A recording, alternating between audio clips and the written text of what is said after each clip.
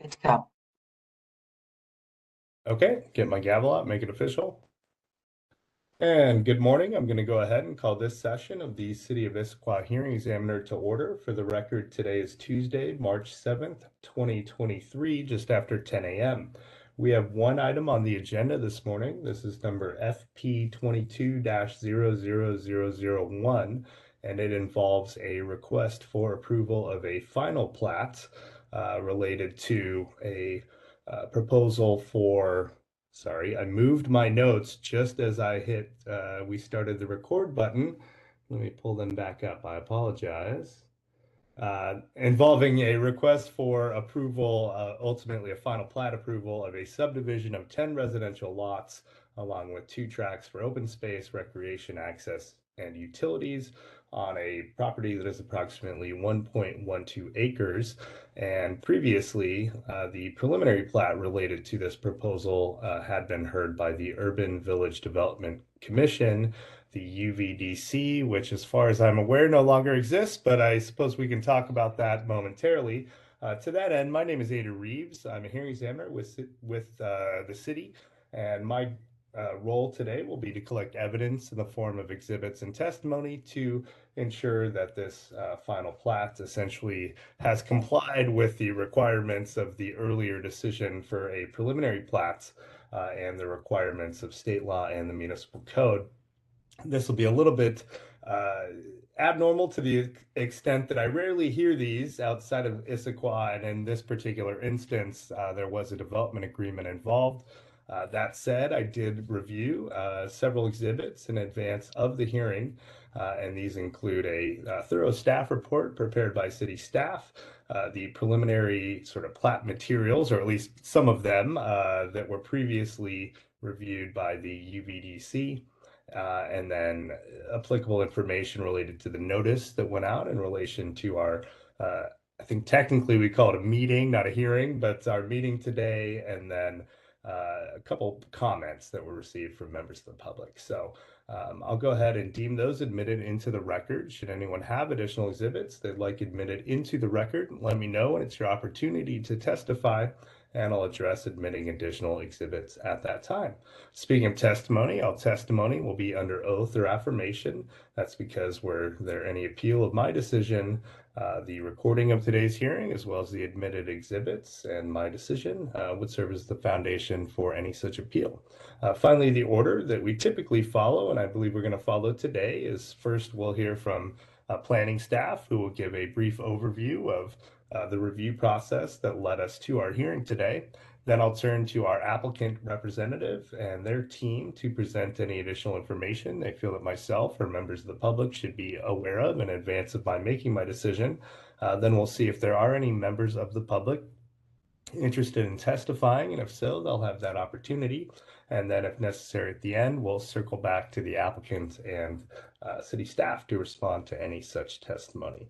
So I think with that, we'll go ahead and get started. Folks will generally remain muted until called upon to speak, but let's see. I think we have the raise hand feature enabled if necessary, but I promise I'll make every effort to come around and call on those interested in testifying when that opportunity is appropriate. So with that, we'll go ahead and get Daniel Martinez sworn in on behalf of city staff. So Mr. Martinez, do you swear or affirm to tell the truth in the testimony you give here today? Yes. And could you just state and spell your name for the audio? Daniel Martinez, DanielMartinez.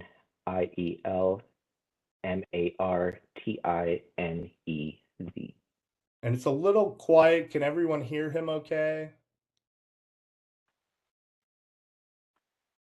Okay, maybe it's just my computer today. Someone said I was quiet, which never happens. But Ms. Martinez, thank you for being here. And could you tell us your role here at the city?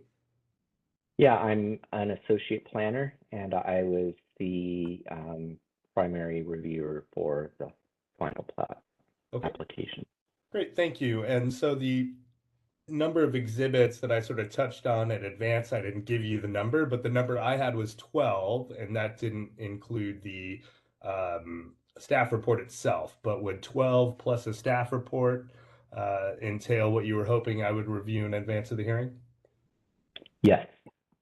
Okay, great. Well, with that, I'll let you go ahead with the information you wanted to convey. And I thought my phone was off. I'm so sorry. It's going to be one of those days, apparently. I apologize, everybody. All right. I do have exhibits received after the posting. So one is a public comment received from Sarah Hoy with the Issaquah Highlands Association, and the other was the affidavit from the Seattle Times that the public hearing was published in their paper. Okay, so we already have designated slots, as it were, for Exhibit 11 was the notice of hearing for the Times. I would suggest we add the declaration into 11, and then the Okay. additional public comment, let's just make 13 because it did come in later and I have not yet reviewed it. And then that would put the staff report at 14. Does that track and make sense for you? Yeah. Okay, so why don't we do that? So the 13th will be the additional public comment from the association, the sort of neighborhood group area association. Is that right? Yes, it's the community association. Community association. Okay, and then we'll say that currently the staff report, we'll put that at 14. With that, please go ahead. And if you want to elaborate on either of those, feel free. Sure. All right, and I'm going to go ahead and share. I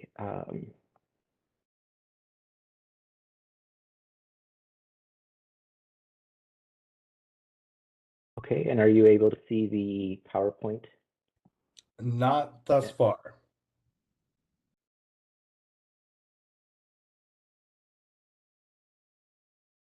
How are we looking now? That's better. I see it. All right. Okay, great. Okay, well, the so we're, as you mentioned, here to discuss the final plat for the reserve at Forest Ridge. Under the preliminary plat, it came in as Parcel D. As part of the final plat, it has been renamed Reserve at Forest Ridge.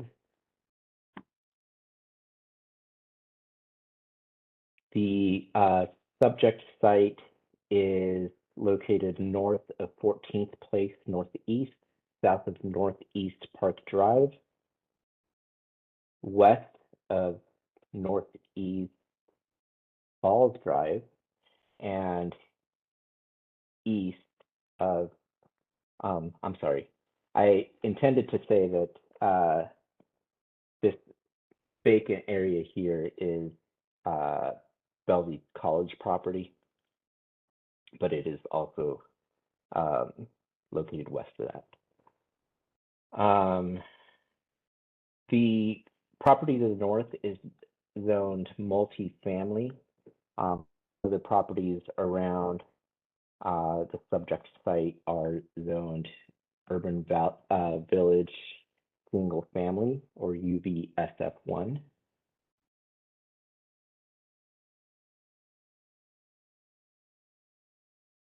The site consists of 1.12 acres, or 48,648 square feet. The final plat and preliminary plat applications were for 10 lots and 2 tracts. There is an east-west public pedestrian access coming off of Northeast 15th Avenue that goes through Tract A to Tract B, which provides open space, um, access, and recreation. Lot 1, 7, and through 10 are accessible at Woonert, that is accessed from 14th Place. Lot 2 through 4 are accessed via driveways off of Northeast Falls Drive. And lots 5 and 6 are accessed off Northeast 15th Avenue.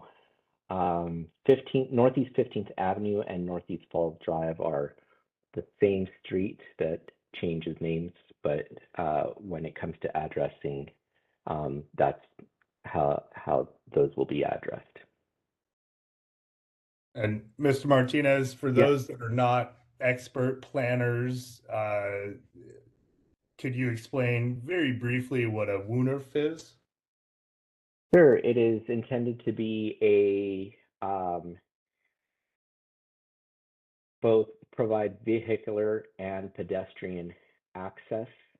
Uh, in this case, this will provide public and private access through the WUNRF for lots 1, 7, 8, 9, and 10. But then it will also provide an opportunity for pedestrians to access the open space tract B. Sure, and I guess sort of conceptually, when I think of them, and correct me if I'm wrong, I kind of think of newer designs, sometimes in sort of condo shopping type areas, but instead of having a very well defined street with curb, gutter, and sidewalk, it's more of a sort of fluid layout. The goal being that, hopefully cars are not speeding through there, but also that, it'd be pretty easy to, put cones down or have a street fair. And am I correct, incorrect? Could you clarify any further? And feel free to have the applicant further clarify afterward, but I'm just trying to make sure I have it in my head. Yeah, I think that that's an accurate description. It's not intended to look so much like a street or a road. My understanding is pedestrian activity is given priority. Okay, great. Sorry to interrupt. Please continue. No, it's okay. Thank you.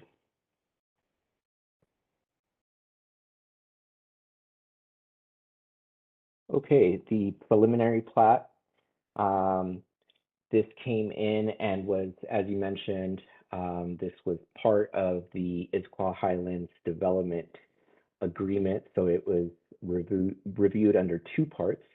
It was UVDC, which no longer exists, provided recommended public hearing on December 18th, 2018, and recommendations to the City Council under Agenda Bill 7681. The City Council approved the final plat, or I'm sorry, the preliminary plat on February 19th, 2019.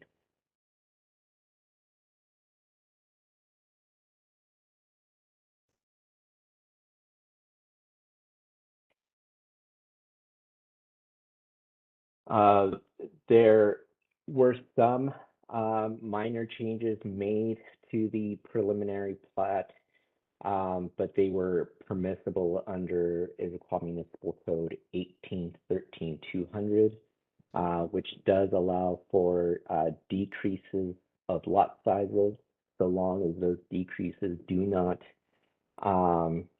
exceed more than 10%. In this case, lot 8 decreased by 4 square feet, resulting in a 9.5% or 10% change. Lot 9 decreased by 433 square feet, resulting in and also 10% change. So both of these decreases are permissible under the municipal code, and do not require the submittal of a new preliminary plat application.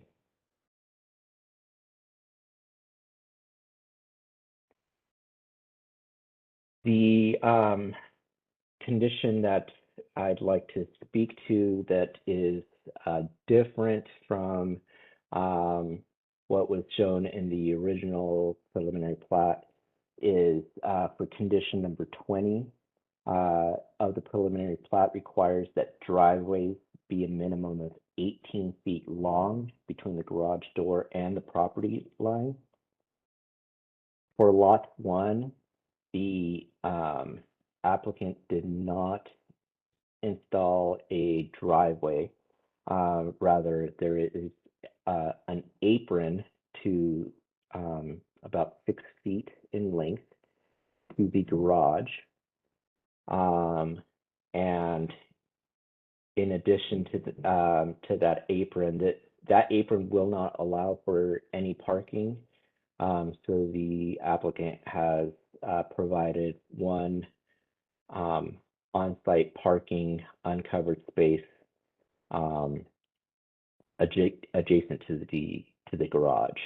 After looking at this, community planning and development staff determined that an administrative modification was not necessary because Lot 1 still meets the off-street parking standards uh, development agreement, which requires 2 spaces per unit. In this case, those spaces are being provided via the garage, but the applicant agreed to provide one additional off-street space. Do you have any questions on that? Well, so just to be clear, the condition itself references compliance sort of being reviewed and determined with building permits, a later step in the process than the final plat. But because there was sort of a, I assume because there's not an 18-foot long driveway, that kind of led staff to determine it would be appropriate to discuss it at this point. Was that the idea, Mr. Martinez? Correct. Yeah, this was during uh, the construction permit. It was determined that an 18-foot long driveway was not going to be able to uh, be part of the site.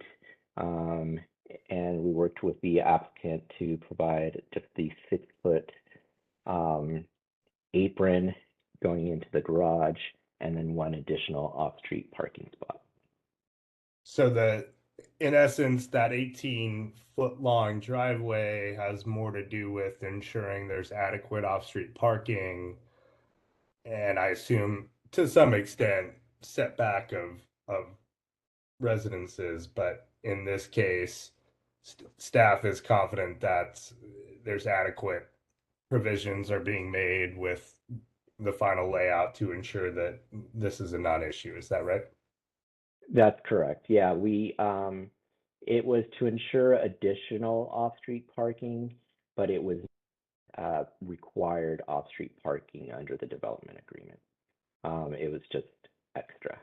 And one of the things that I'll show you is it wasn't really possible under the preliminary plat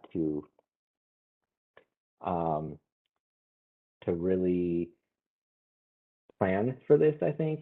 The layout of Lot 1 under the preliminary plat drawings had the driveway going off of 14th Place Northeast. Under the preliminary plat, one of the conditions was that the garage had to be reoriented towards the Bruner so that access would be provided off the Wooner instead of off of 14th Place. So under the way it was originally designed, it did provide feet, but to comply with the condition that the garage be accessed off the Wooner, reorienting the garage made it so that it was no longer possible to create an 18-foot wide or in length driveway. Okay. I think I understand the idea, and ultimately staff determined that an administrative Minor variance modification. or Yeah. minor modification, and I'm wary or in fear of asking too many questions about what is applicable in terms of the development agreement versus provisions of the municipal code that also may no longer exist. But staff is confident this is a solution that'll work. and those with engineering expertise have signed off. Is that the basic idea? Yes. Okay, great. Um, so after review of the final plat application, we've determined that the application complies with Issaquah Municipal Code 1813-180 through 340 and with RCW 5817. No lot has decreased by more than 10%. Public notice has been given as required. Improvements to the site have been substantially completed and have been bonded. The preliminary plat conditions have been met or will be through further action such as construction permits. The principal one right now that's still outstanding is the landscape permit. But so far through our reviews, everything complies. So with that, we have provided pretty standard final plat conditions. Condition 1, minor non-substantive adjustments may be made to the final plat at the discretion of the director. Number And 2, yes, go ahead. I appreciate it, Ms. Yes. Martinez. I have seen enough of these. While I do not have them memorized, I'm confident I don't need you to read all four out, but I Okay, appreciate, and we have them multiple places in the record, but thank you. great, thank you. And with that, we recommend approval with conditions. Okay. The only question I have, so ultimately it sounds as if there were th three public comments. Maybe let me go to the end here. I don't know if there were two that may have been from the same party or not. Not, I think separate parties. So I think ultimately three public comments. Does staff have any comment or response to the concerns that were raised in those comments or? Yeah, so 2 of the comments were from residents, existing residents who live in that neighborhood. They were related to construction impacts. Staff worked with, I personally communicated with both of the residents, and we've had our inspectors go out to the site as well. The comments were all were essentially allowable. The things that were being expressed under the code, such as construction times.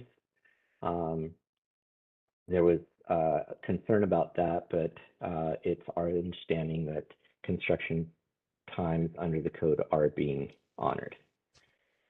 Okay.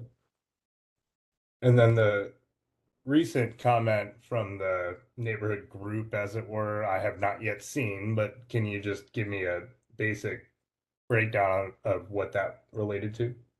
Sure. So it was um, from the executive director of the Highlands Community Association. They do provide um, an, an additional layer of oversight under their own guidelines, their CCNRs, and they have indicated that they have reviewed against their own design guidelines and elevations, exterior finishes, landscaping, and the common areas. They have also agreed to take on maintenance for those um, open space and access tracks. Okay, so they essentially looked at everything under the CCNRs, which I have no authority over, and had no major issue. And while I have not yet seen this comment, it will be provided so that it is part of the record, and I've made that Exhibit 13. Does that sum it up? Yes. Okay. Well, with that, I don't have any further questions from city staff. Are there other staff members you intended on calling upon before we move to the applicant? I did not intend on calling upon anybody. Okay, so with that, why don't we move next to Richard Rawlings? Good morning. I'm gonna swear you in. Yeah, Do you swear or affirm to tell the truth in the testimony you give here today? I do. And if you could just state and spell your name clearly for the audio. It's Richard Rawlings, Richard. Last name Rawlings. Great. And your role with this proposal? I represent the company. We're the applicant, Taylor Morrison. Great, thank you. So now's your opportunity. I know you brought several members of your team. In terms of process-wise, final plats are somewhat rare to come before the hearing examiner at this point in 2023. But I know there's a lot of background in Issaquah with the Issaquah Highlands, and if we can avoid me having to get into it, I'm happy to not get into it. But I will let you have an opportunity to provide any information you would like to provide, Mr. Rollins. No new information. I think Daniel summarized the project for this purpose very well. But you're right. This is a project, while it's fairly simple in terms of a plat, 10 lots, fairly straightforward. The project was linked to many other activities that we were involved in and other projects in the Highlands.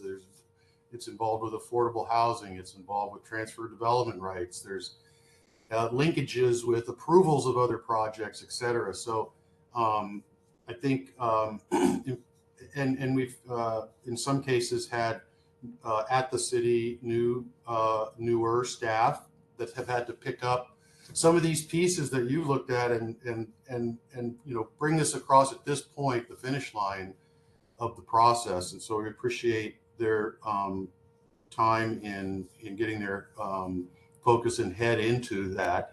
Again, it's from a surveyor point of view, right? Engineer, it's pretty simple plat, but it has been a complicated project, and we appreciate everybody's time. And I'll just say that Daniel lastly mentioned comment letter. I haven't seen it from Sarah Hoy with the Issaquah Highlands Community Association. We do work very closely, even on a weekly basis, with Sarah and her team. And maybe last clarification that the IHCA will be taking the Tract B, which is the public overlook park, for ownership as well as maintenance.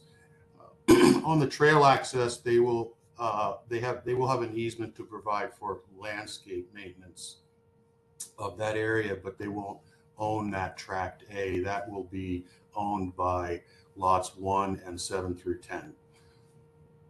Sorry. Yeah, I just got lost at the very end, Mr. Rollins. Okay. So I understood Tract B is the sort of overlook. Ultimately, that will be transferred to IHCA, but then you referenced an easement for maintenance and so the other Tract A, Tract A contains the Woonorf that we talked about, and also contains, in some part, the public access neighborhood trail that came off of 15th between lots and joined with the Woonorf. So just the point there was that the IHCA, their function in Tract A will be to maintain landscape, but the tract itself will be owned by lots 1 and 7 through 10, as they are the ones using it for access. Got it. So they will share, and that's stated on the final plat clearly. I just brought it to your attention. Yeah, I'm looking at it now, and it is, I think, pretty well and clearly stated. So thank you. I just wanted to make sure that these were two separate things you were bringing up. One was the tract B, the other was tract A. Is that just so I didn't conflate anything? Yeah. And Sarah does have, or the IHCA, Daniel's right, certain review authorities and responsibilities with respect to site plans and landscape plans, and also in particular building architecture. And so we have submitted the building permits for this site, and she has reviewed each of those for concurrence with their guidelines and standards. So we work hand in hand. I just wanted you to understand that side of it. And my description of a woonerf, one of the greatest words imaginable, still have never used it in Scrabble, but I hope to one day. But was I accurate in my kind of description, or can you clarify, or would you like to clarify? Well, Daniel, I think, did, and you in concept, yeah, it's a shared facility. So it's a mixing of pedestrian and vehicular for the purposes that you said, traffic calming, more public space. It's not a dedicated vehicle. It's a mixing of activities. And it's usually design-wise visually different than a street. So in our case, it's a concrete access, doesn't look like an alley, doesn't look like a street. There's certain scoring of the concrete paving so that it looks more like a plaza. That's excellent. More inviting and more, I guess, aesthetically pleasing and thinking more accessible to everybody. I was almost like cobblestones, but not, yeah. I mean, not that awful, but it looks like, it's clear. I think you said it well. There's sort of scoring on the pavement or plaza where, one clearly will be able to access with a vehicle, but it is not, an alleyway or a road, and the community will, hopefully have it as an amenity where where kids will be playing stick ball like it's 1912 again or something. Right. Okay, I think that clears it up, but no sidewalk kind of curb gutter. I mean, it's correct. It's flush. Excellent. No further comment, but appreciate your time and staff's time. Sure. I guess my only I don't mean to open the can of worms, but just to be clear, I'm reviewing, should I not think at all about a development agreement or, code provisions that no longer exist? Just look at, I've got the staff analysis of the conditions of the preliminary plat, and my role is, ensure that this has satisfied those conditions with minor alterations, and leave it at that. And if just want to make sure I'm not missing anything here. No, I think you're right. The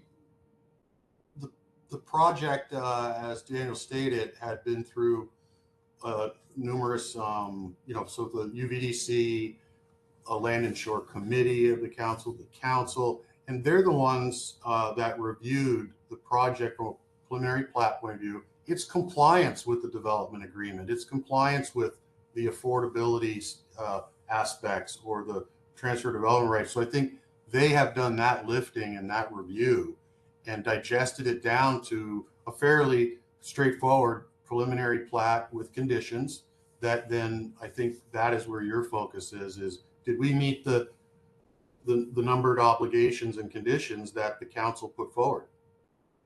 Okay. I'm happy to work with that answer. Absolutely. And I don't have, I know I appreciate the number of team members you brought with you. I actually don't have further questions, especially based on that answer, Mr. Rawlings. But did you have other members of your team you intended on calling upon before we see if there are members of the public interested in participating? There's nothing further from the applicant. Okay, great. Thank you. And in terms of your team, can you just quickly name off the folks you see that are on your team, and we'll know not to call on them?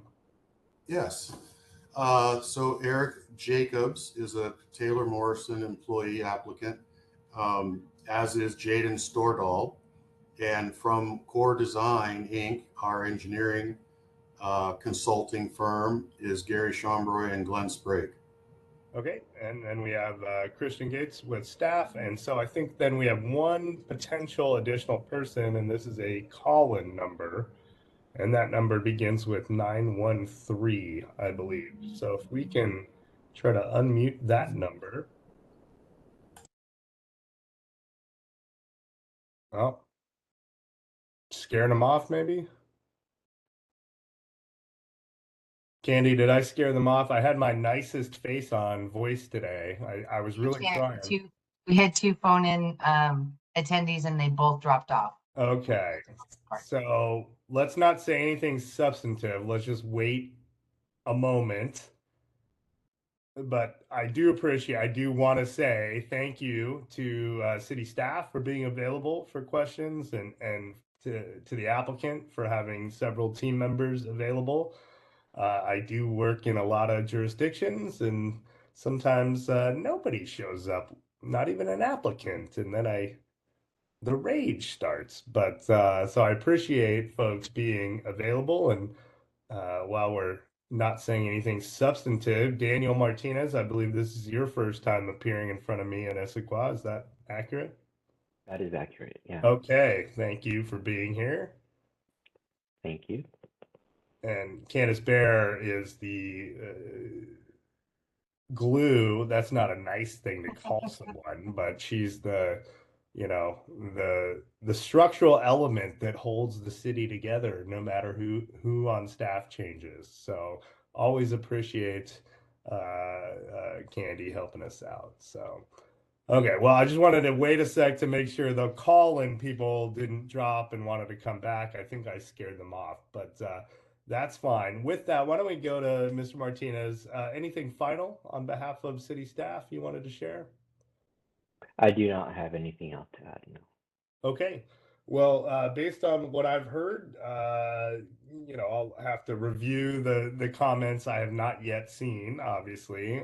There's just, I think, two that came in, but they have been described, and based on the testimony, I'll review that as well. But based on everything I've heard, I don't see any major issues with ultimately approving this final plat.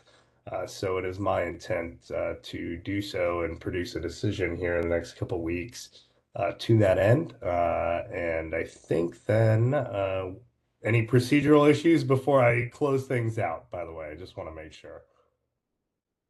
No? Okay. So I think with that, we can then close the hearing. So thank you to the applicant team and city staff. And with that, we'll end the hearing and get a decision your way in the next couple of weeks. Thanks, everybody. Thank you. Thank you for your time. Thank you.